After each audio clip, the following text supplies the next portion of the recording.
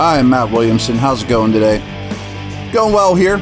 Gearing up for Steelers Colts, and your Pittsburgh Steelers have a very stiff challenge ahead of them, especially when the Colts have the ball.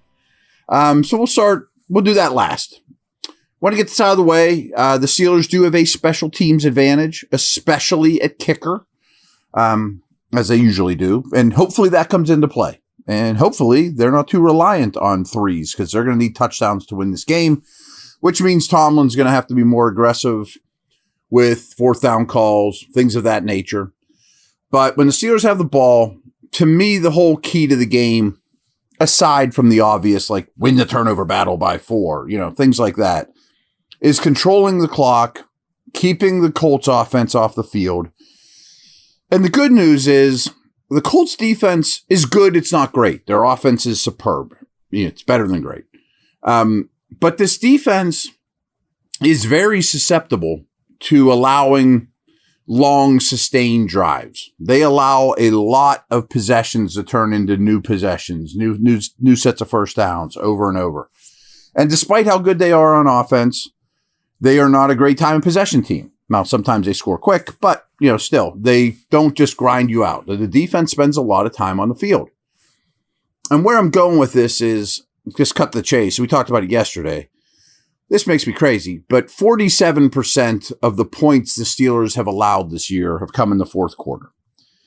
Now, we can argue, or we can discuss, why that is. And I did yesterday. But one factor for sure is just getting crushed in time and possession every game. So we need to keep this defense as fresh as possible. So the offense needs to sustain the ball. And I do think they can have success running. I like where the Steeler run game is at. I don't think this run defense is overwhelming. I also think I pretty much know the biggest positional weakness of the Indianapolis Colts is without question cornerback. And you have Austin healthy. You got Wilson emerging. I think it has to be a heavy Metcalf game. And I definitely would like to see some downfield passing against those guys. But also it's going to be a real balance between run to eat clock and not settle for threes and have a passing game against one-on-one matchups, mostly with Metcalf, against not so great corners. That's a real high wire act to walk, to knock off all those boxes. But I think that's the only way that they can keep up with the Colts on the other side of the ball, which is going to be a total nightmare.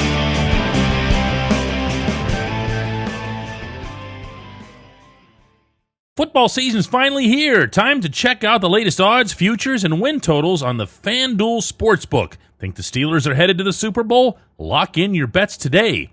Whatever your game, FanDuel Sportsbook delivers the latest lines, futures, and specials, so you can join in on all the action. For those of you who are doing real work in construction, in a warehouse, if you're a mechanic, if you want reliable, comfortable gear to help you perform well on the job, Brunt Workwear's got you. They have waterproof boots, safety toe, soft toe, pull on, or lace up, whatever you need. You can wear them to work, and if they're not right for you, send them back. I don't know any other brand doing that. Brunt was tired of the workwear brands out there cutting corners. You work too hard to be stuck in uncomfortable boots that don't hold up. So they built something better. Boots that are insanely comfortable and built for any job site. And for a limited time, our listeners get $10 off. Just head to bruntworkwear.com. That's bruntworkwear.com and use our code DK Sports, all one word, all caps, DK Sports, and you're good to go. After your order, they'll ask you where you heard about Brunt. Do us a favor and tell them it was from my show. Thank you so much.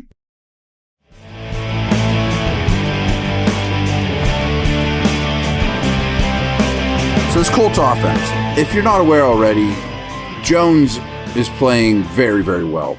And it's not a fluky flash in the pan, only aided by his surrounding situation. He is in total command. He's throwing with great anticipation. He already has good tools. You don't get drafted in the top 8 or wherever he was. He was even higher than that. Without tools, he's an exceptional runner, but they don't even ask that much of him because they don't need it. And he really fits in here. But his supporting cast is awesome. Of course, led by Jonathan Taylor, who's probably the best ball carrier on the planet right now. And they're incorporating him a little bit in the passing game. I don't think the Steelers are going to stop him, and I don't think they can afford to sell out against him. I just hope he doesn't do immense damage. I know he'll do damage. You can't allow him to have the 80-yarders. And, if he ends up with 100 yards, that's not that big a deal,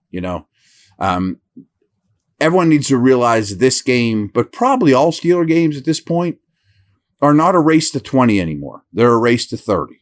And especially against these guys who put 30 on everybody. Now, I will say the Colts' opponents to this point haven't been murderer's row. But we had enough games, and we're almost halfway through the season. You can't tell me that's just a fluke. Because it isn't. They run the ball as well as anyone. Their offensive line is top 3 or 4 in the league. Bortolini's a replacement center from a year ago. He moves incredibly well. Now, you can bully him a little bit, but he is a great athlete. The rest of the line is very solid, but of course the leader of that group is Quentin Nelson, the left guard, who's back to playing A-plus Hall of Fame football. Not that he was ever bad, but the last couple of years we see he has not shined like he is now. Now, I will say the last couple of times they've done battle, Cam Hayward has gotten the better of Nelson, though. But right now, Nelson's playing better than Hayward. There's little doubt in my mind. Great line in both run game and pass pro. Even though they lost 2 starters from a year ago. Goncalves, I crushed his name. He's a Pitt dude. He was a tackle at Pitt. He's a guard at right guard. I thought he'd be a massive liability. He's not at all, but he's probably their weakest link. Tyler Warren, I'm sure a lot of you watched at Penn State, is probably first or second in Rookie of the Year balloting right now. Oh, by the way, I think Taylor is Offensive Player of the Year and Steichen is Head Coach of the Year. So they're doing all right. Warren is a do-it-all player. He blocks. He's a good athlete. He has a quarterback background. He'll take direct snaps as a runner. He can throw. They scheme him up like crazy. There's some Tucker Kraft vibes, and I mean that in as scary a way as possible. He's good after the catch, and when I mean they scheme him up, when you watch his catches, there's so many of them where there's people just not around him. He's just running free through green grass. Actually, not green grass. I think the Colts have only played 1 outdoor game this year. So field turf. But he's phenomenal. And if you watch him at Penn State, they're scheming him up in very similar ways, which is much harder to do translating college to pro than you would think. Their wide receivers are equally excellent, I would say. Pierce is the tall, long, former volleyball player, athlete, burner, highest depth of target in the league, deep threat. And before this year, that's all he really was. But now he's snapping off routes and developed a little bit more and is more than just big and fast, But think kind of Christian Watson from a week ago. Warren has some Kraft vibes. Taylor has some Jacobs vibes, but better. I love Josh Downs. He's their third receiver and only he's on the field in 3 receiver sets. And I kind of understand why, because he's more slot than outside, but he does everything well. I would really wish he was a Steeler. I think he's one of the most underrated players in the league. I think he's a top 25 wide receiver, but for them, he's not a starter, And I don't think he's better. I don't think Pierce is better than him, but I understand what they're doing there. Pittman, I'm sure you're aware of, but he's back to being a B-plus receiver. I mean, he has a ton of touchdowns. He's big. He's physical. You'd love him if he was a Steeler. Nasty, after the catch, plays hard, size.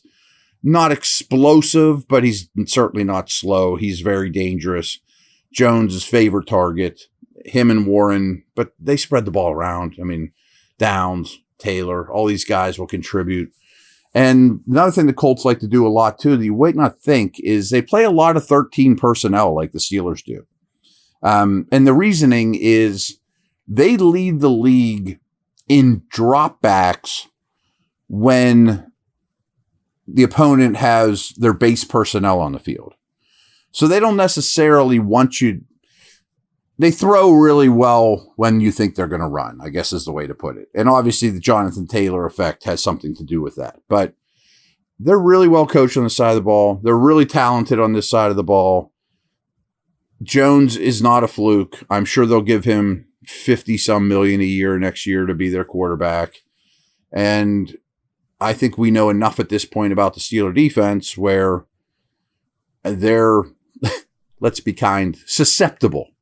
They're real susceptible right now. So Hayward's going to have to win against Nelson. Your edge guys are going to have to be dominant players.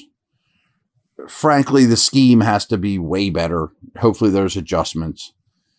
The safety situation really worries me just because you know it's going to be new and they've had enough communication and execution problems at that position already.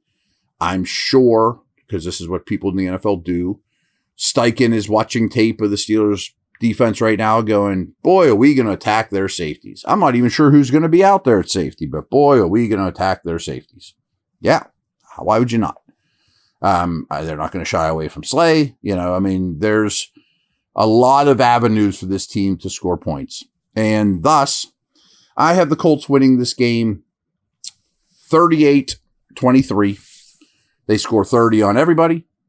Everybody seems to score 30 on the Steelers lately. And I'm even more confident about the 38 than the 23. And actually mean that in a good way. I think Pittsburgh will move the ball and score points. Like, I bet Rodgers has 2 or 3 touchdowns. I think Metcalf could have a nice day. I think Warren could have a nice day.